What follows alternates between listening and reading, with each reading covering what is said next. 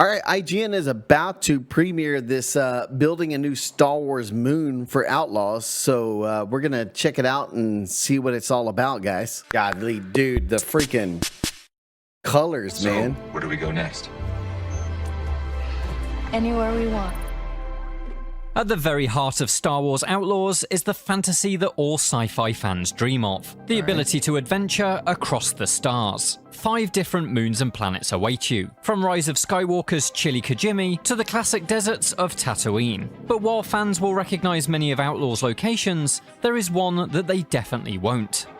Tashara is a moon in the Outer Rim, much like the rest of the galaxy. It's run by a corrupt Imperial governor. While the Empire is in charge, this is also a hub of scum and villainy. You have all the sort of major syndicates. So they basically made a new world just for the game. Tashara is a brand new moon crafted especially for Star Wars Outlaws by the development team at Massive Entertainment. Inspired by the East African savannah, it has been molded to be as believable and immersive as possible.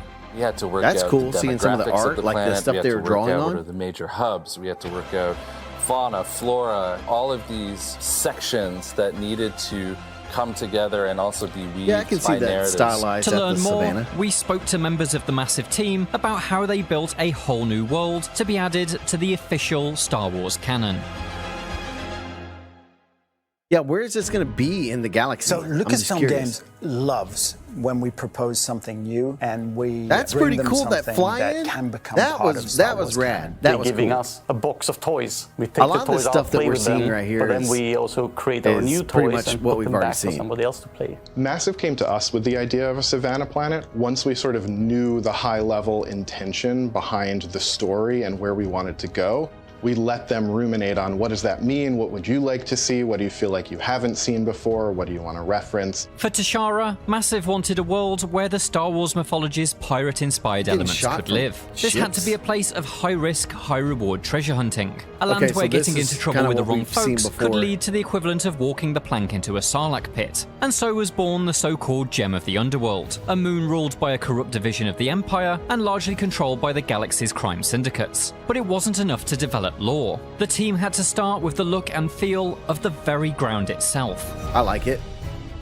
We approached Tashara in terms of the I love general Star storyboards, Wars man. design tenets where it has to be familiar, but with a twist. It's like you go with the familiar, which, for example, in a place like Tatooine, it would be the desert, it would be Death Valley, and it would be Tunisia. For us, it was like looking at Tanzania as, oh, this is a location that if we would go out and shoot a movie, we would pick this as our shooting location. And then it's like, okay, what else do we need? Like, what is the unfamiliar Start element? laying, For us, layering all Tashara of that to was create your own windswept world. plains of African savanna, but with huge mountains, outcrops. Yeah, those that have are been massive carved outcroppings. so that a city can take place within. So those this rock looks like it walls, might if be you one of will. the first And places that you amberine kind of get to in the outcrops game. which So create a visual difference. I'm really there, too. curious where it is in the Amberine galaxy. is the orange ore-like material that can be seen poking through Tashara's surface. Inspired by an old Austrian fortune-telling tradition in which molten lead is poured into cold water to create shapes that reveal what's to come, the amberine forms into a variety of striking shapes. Wherever you're going, they're inside caves, they form plateaus, they even sort of shape into ramps for Kay to jump her speeder off of.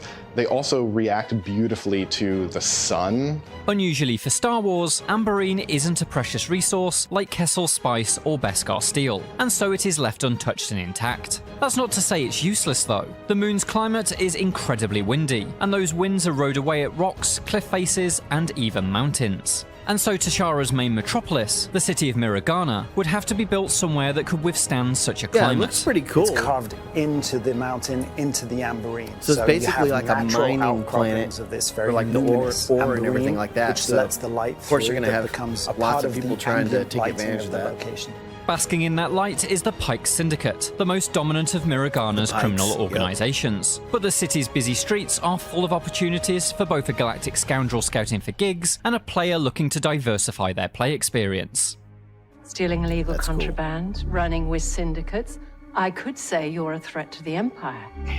Yeah, most of But this I won't video have that to. we're seeing, guys, we've already Smart. seen. They're just kind of telling us they've Every single created a new location world. we had to choose had to be a den of scum and villainy, right? And in Miragana, you can do a lot of things. The first thing that you should do as a scoundrel, as an outlaw, is my go to question the is like, and do in the we cantina, really need you'll to create find a world lots for this of game? Why can't we use characters the already that'll robust offer you jobs, worlds or you can in just the galaxy? relax, That's kind of eavesdrop, my question. Pick up some intel, play a couple of games of Sabacc, bet on the Fathia races, play some arcade games. Beyond the cantina, you'll find a city split into several regions, each Like, with their own think flavour. about if this The was gambling Noshaar, district is constructed right? using different architecture Instead and of, signage like, to the whatever central moon this market, is. while I mean, the Imperial I get that checkpoint they is wanted built to of have the their own Empire's little thing, instantly but, like, recognisable flat it made me kinda panels and question, grid like, vents. as I'm No sitting matter here where you thinking, find an Imperial why base on would you need to Tashara, create it'll a whole stick moon out for like the a sore game? thumb. But When they you come have in, such they a don't rich care about their environment already environment. in Star they Wars. just stamp down their base wherever Other they than need. they just There wanna are some make their Amberine own pillars stamp on around it, and a we game were that's Star imagining Wars. maybe that was an Amberine arc at one point, and they just cut that arc off from the top and just put their base there. It creates a really interesting visual that's seen from far away that you can really use as a landmark.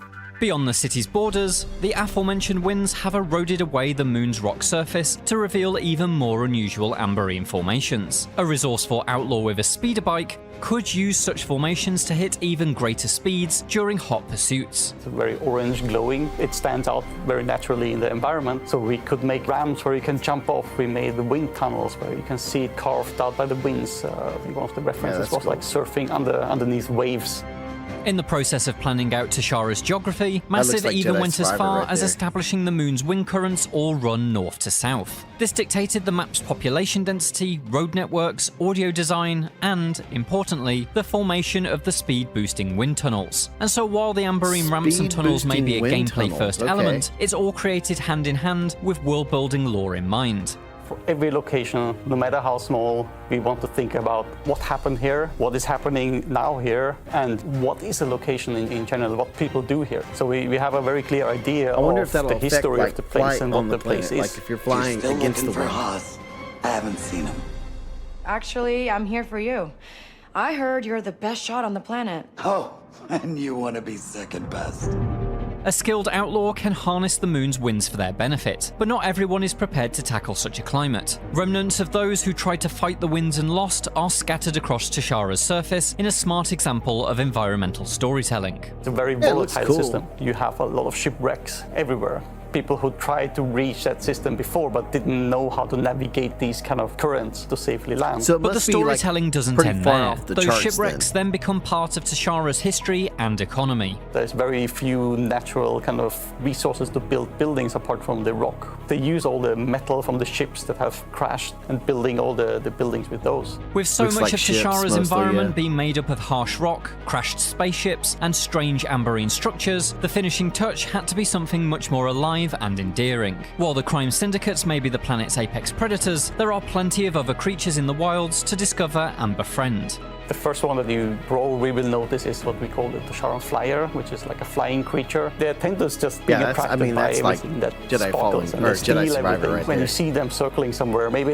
you can go there and find something of value because they probably stole it. But we have also the Goshiros. They are like the smaller creatures on the ground. They're fairly fun because if you pet them, they will just start following you.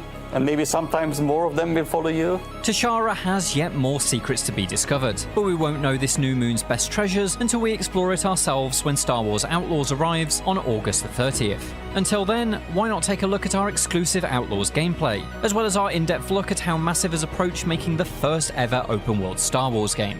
And for everything else, yeah, I mean, stick that wasn't with really IGN. anything too special other than them just basically telling us like, oh, hey, we created a new moon for the game. Like, I don't know why we needed a premiere for that. Like that, I feel like a blog would have been better than that, than a YouTube video, but I get it. I mean, they're trying to like hype up the game because I don't know. Right now, I just feel like there's not a ton of hype around the game. So it makes me kind of curious, like how this is going to be, because I'm just not seeing a lot of creators. I'm not seeing a lot of things on X or TikTok where people are really excited about the game.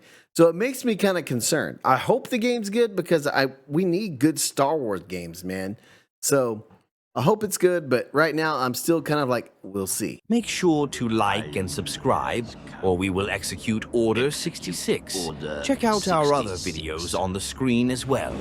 Yes, my lord.